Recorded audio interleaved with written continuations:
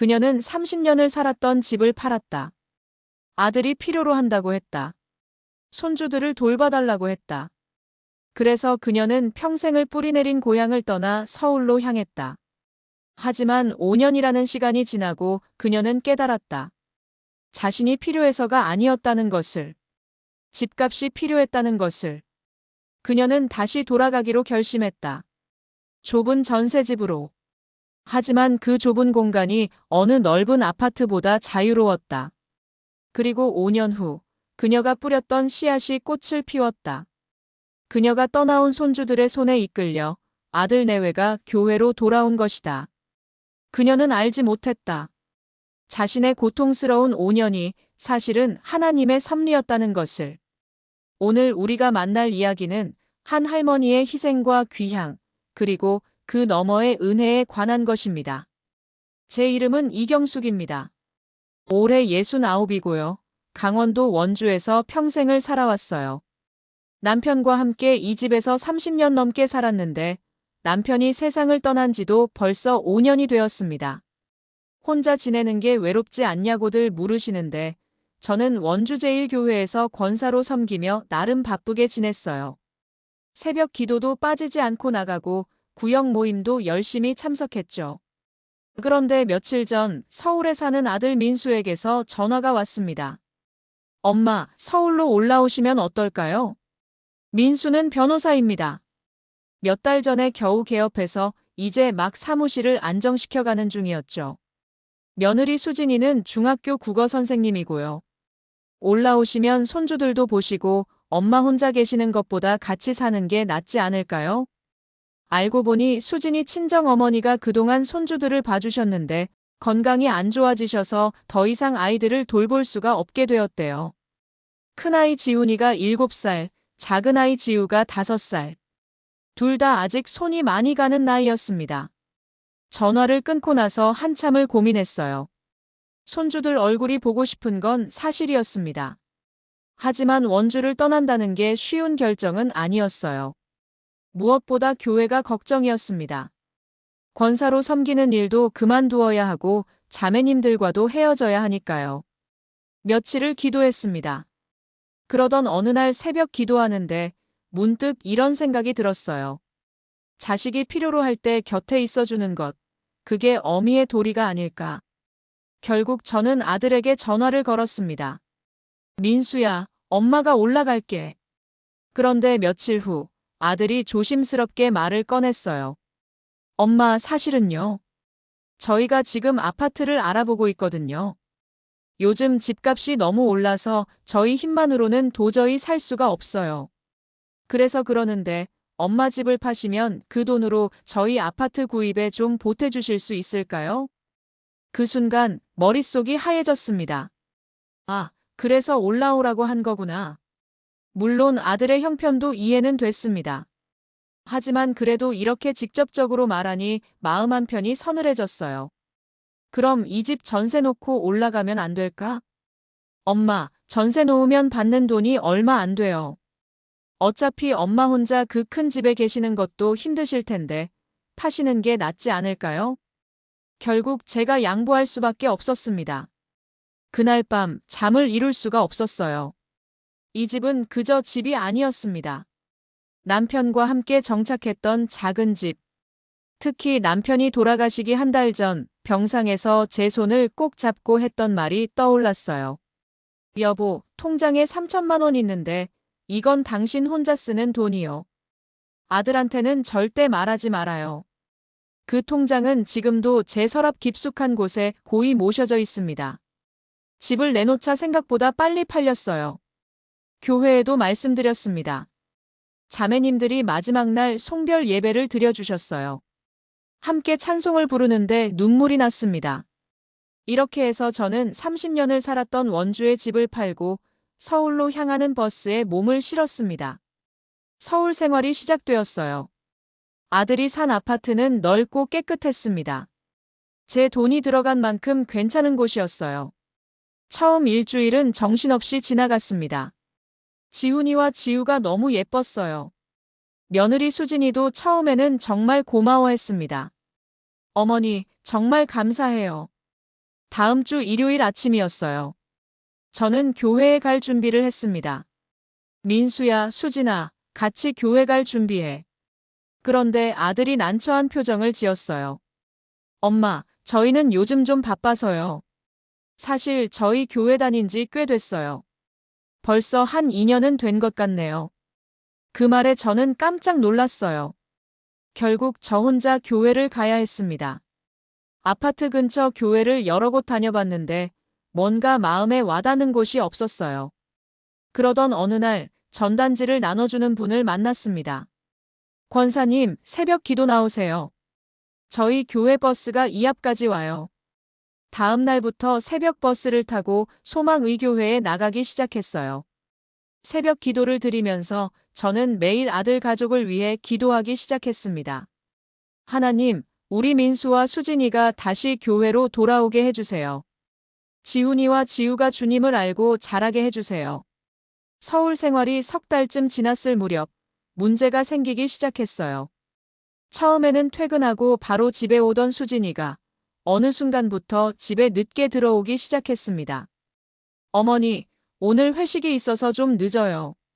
일주일에 두세 번은 저녁 8시, 9시가 넘어서 들어왔어요. 저는 혼자서 아이들 저녁 먹이고 씻기고 재우고 설거지하고 빨래 정리까지 다 해야 했습니다. 주말은 더 서운했어요. 수진이는 주말에도 약속이 있다며 나가기 일쑤였습니다. 어느 날은 제가 지훈이에게 예쁜 티셔츠를 하나 사다 입혔어요.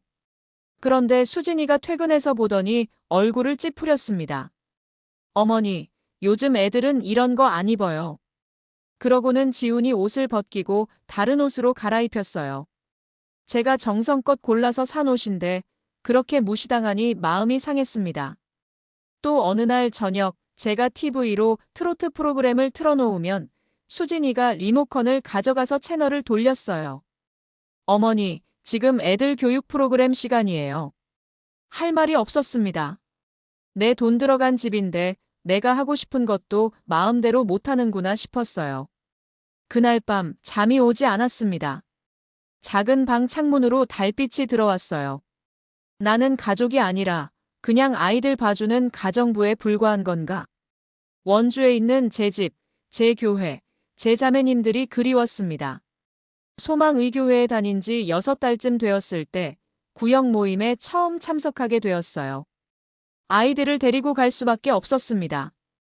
예배를 드리고 차를 마시며 이야기를 나누는 시간이 되었어요. 자연스럽게 가족 이야기가 나왔습니다. 정 집사님이라는 분이 먼저 입을 여셨어요. 저도 작년까지 아들 네 집에서 1년 살았어요. 손주 봐주려고요. 그런데 도저히 못 견디겠더라고요. 며느리 눈치 보는 게 너무 힘들어서 나왔어요. 최 권사님이 고개를 끄덕이며 말씀하셨어요. 자식들은 엄마가 심심하실까봐 모셔온다고 하지만 사실은 공짜 가정부가 필요한 거죠. 요양보호사 쓰면 한 달에 200만 원인데 엄마는 공짜잖아요. 거기다 집 살 돈까지 보태고요. 그 말이 제 가슴을 찔렀어요. 한 구역장님이 조심스럽게 물으셨습니다. 경숙 권사님은 어떠세요? 네, 뭐. 손주들은 예쁘죠. 제가 애매하게 웃으며 대답했어요. 그런데 최 권사님이 제 눈을 보시더니 말씀하셨습니다. 권사님 힘드시죠? 얼굴에 다 쓰여 있어요. 그 말에 울컥했어요. 고부 갈등은 남의 얘기인 줄 알았어요. 같이 살아보니까 정말 어렵더라고요. 정 집사님이 제 손을 잡아주셨어요. 권사님, 제 말 들으세요. 자식이 아무리 같이 살자고 해도 집까지 팔아서 자식한테 가면 안 돼요. 내 집, 내 공간이 있어야 해요. 구역 모임을 마치고 집으로 돌아오는 길 복잡한 마음뿐이었어요. 그날 밤 저는 서랍 깊숙한 곳에 있는 통장을 꺼내봤습니다. 남편이 남긴 3천만 원이 그대로 있었어요. 이 돈으로 원주로 내려가서 전세집이라도 얻을까? 하지만 고개를 저었습니다. 아직은 아니었어요. 지훈이와 지우가 너무 어렸습니다. 무릎을 꿇고 기도했습니다. 하나님, 저 어떻게 해야 할까요? 기도하는데 마음속에 조용한 음성이 들리는 것 같았어요. 아직은 아니다. 조금만 더 참아라. 그렇게 하루하루가 지나갔습니다. 세월은 참 빠르게 흘렀어요. 지훈이가 10살이 되어 초등학교 3학년이 되었습니다. 지우도 초등학교에 입학했어요. 이제 두 아이 모두 학교에 다니게 되었습니다. 아들 민수도 사무실에서 완전히 자리를 잡았습니다. 어느덧 제가 서울로 올라온 지 5년이라는 세월이 흘렀어요. 5년 동안 저는 새벽 기도를 한 번도 빠지지 않았습니다. 그리고 무엇보다 지훈이와 지우를 예배의 자리로 데리고 다녔습니다. 소망의교회는 규모가 크다 보니 아이들을 위한 프로그램이 다양했어요.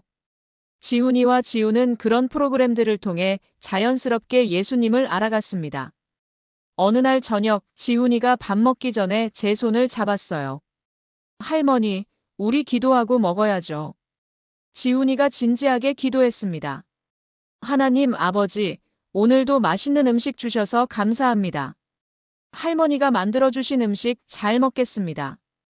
예수님의 이름으로 기도합니다. 아멘. 그 기도를 듣는데 눈물이 났어요. 제가 심은 신앙의 씨앗이 자라고 있구나 싶었습니다.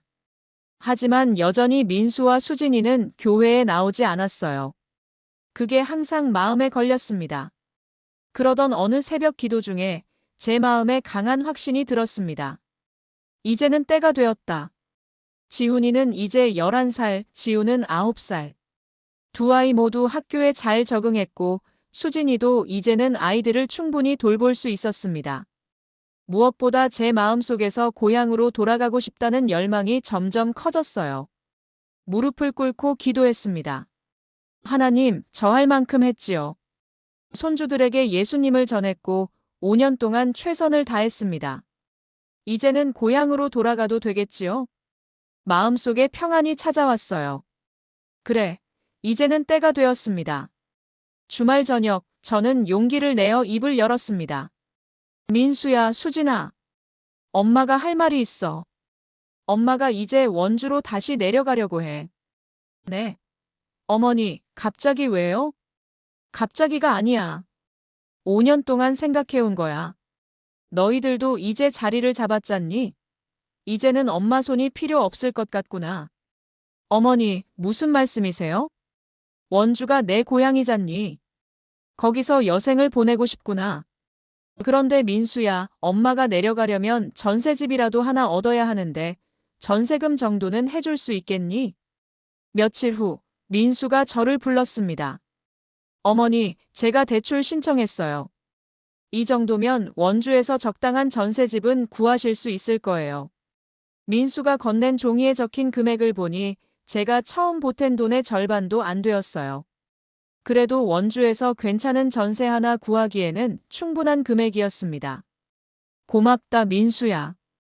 그날 밤 민수가 조심스럽게 말했어요. 어머니, 사실은요. 수진이도 어머니가 다시 내려가시는 거 찬성했어요. 마음이 아팠어요.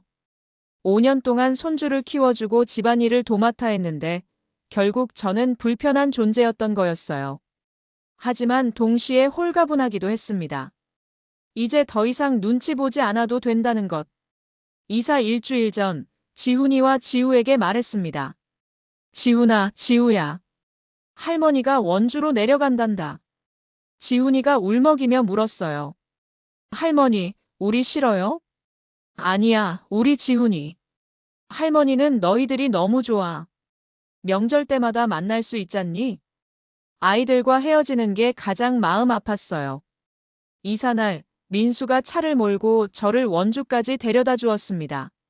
아들이 돌아가고 나니 집이 텅 빈 것 같았어요. 예전 집보다 훨씬 작은 공간이었지만 이상하게도 마음은 넓어지는 것 같았습니다. 창문을 열었습니다. 익숙한 원주의 공기가 들어왔어요. 아, 집이다. 내가 돌아왔구나. 그날 저녁 혼자 앉아 있는데 눈물이 났어요. 자유를 되찾았다는 안도감이 컸습니다. 다음 날 주일 원주제일교회에 다시 나갔습니다. 5년 만에 돌아온 거예요. 여러 자매님들이 달려와서 반겨주셨어요. 경숙 권사님, 돌아오셨어요? 예배 중에 목사님이 광고 시간에 말씀하셨어요. 오늘 우리 교회의 이경숙 권사님이 5년 만에 다시 돌아오셨습니다. 모두 박수로 환영해 주시기 바랍니다. 그 순간 눈물이 주르륵 흘러내렸습니다. 아, 이제야 제자리로 돌아왔구나. 한 달쯤 지났을까요? 어느 날 저녁 민수에게서 전화가 왔습니다. 어머니, 말씀드릴 게 있어서요. 저희가 교회 다니기 시작했어요. 뭐라고? 저는 깜짝 놀라서 소리쳤습니다. 어머니가 다니시던 소망의교회요. 저희 부부가 지난주부터 나가기 시작했어요. 세상에 어떻게 된 일이니? 지훈이와 지우가 자꾸 교회 가자고 조르더라고요. 할머니랑 같이 다닐 때가 좋았대요. 그래서 한번 가봤는데 뭔가 좋더라고요. 그리고 어머니, 아이들이 변했어요. 밥 먹을 때마다 꼭 기도하고 먹고 자기 전에도 기도하고 자요. 하나님, 할머니 건강하게 지켜주세요 하고 기도하는 걸 들으니까 제 마음도 움직이더라고요. 제 눈에서 눈물이 흘러내렸어요. 어머니, 그동안 새벽마다 저희 위해 기도해 주신 거 다 알아요. 감사해요, 어머니. 어머니 덕분에 우리 아이들이 예수님을 알게 됐고 저희도 다시 교회로 돌아오게 됐어요. 전화를 끊고 나서 저는 한참을 울었습니다. 기쁨의 눈물이었어요. 이것이 하나님의 섭리였구나. 내가 5년 동안 힘들게 지낸 것이 헛되지 않았구나. 제가 심어놓은 신앙의 씨앗이 손주들 안에서 자라났고 그 손주들이 이제는 부모를 교회로 이끌고 있었습니다. 무릎을 꿇고 기도했습니다. 하나님, 감사합니다. 5년이라는 시간이 힘들었지만 주님께서는 그 시간을 통해 더 큰 일을 하고 계셨습니다. 제 고통도 제 눈물도 다 헛되지 않았습니다. 그날 밤 창밖을 바라보았어요. 원주의 밤하늘에는 별이 가득했습니다. 비록 집은 예전보다 좁아졌지만 제 마음은 더 넓어졌습니다. 자유를 되찾았고 평안을 되찾았어요. 무엇보다 하나님의 섭리를 목격했습니다. 밤이 깊어갔습니다. 저는 조용히 찬송을 불렀어요. 주 안에 있는 나에게 딴 근심 있으랴. 이제는 누구 눈치도 보지 않고 마음껏 부를 수 있었습니다. 이것이 진정한 자유였고 이것이 진정한 평안이었어요. 때로 우리는 고통의 의미를 알지 못합니다. 왜 이런 일을 겪어야 하는지 눈앞이 막막하고 미래가 보이지 않을 때가 있습니다. 하지만 하나님께서는 우리가 보지 못하는 곳에서 일하고 계십니다. 우리의 눈물을, 우리의 희생을 헛되게 하지 않으십니다. 경숙 권사님의 5년은 고통의 시간이었습니다. 하지만 그 시간이 있었기에 두 손주가 예수님을 알게 되었습니다. 그리고 그 손주들의 손에 이끌려 부모가 교회로 돌아왔습니다. 보이지 않는 보호자. 그분은 우리의 고통까지도 축복으로 바꾸시는 분입니다. 당신의 삶에도 혹시 이해할 수 없는 고통이 있지 않습니까? 그 고통 뒤에 하나님의 선하신 계획이 숨어 있을지 모릅니다.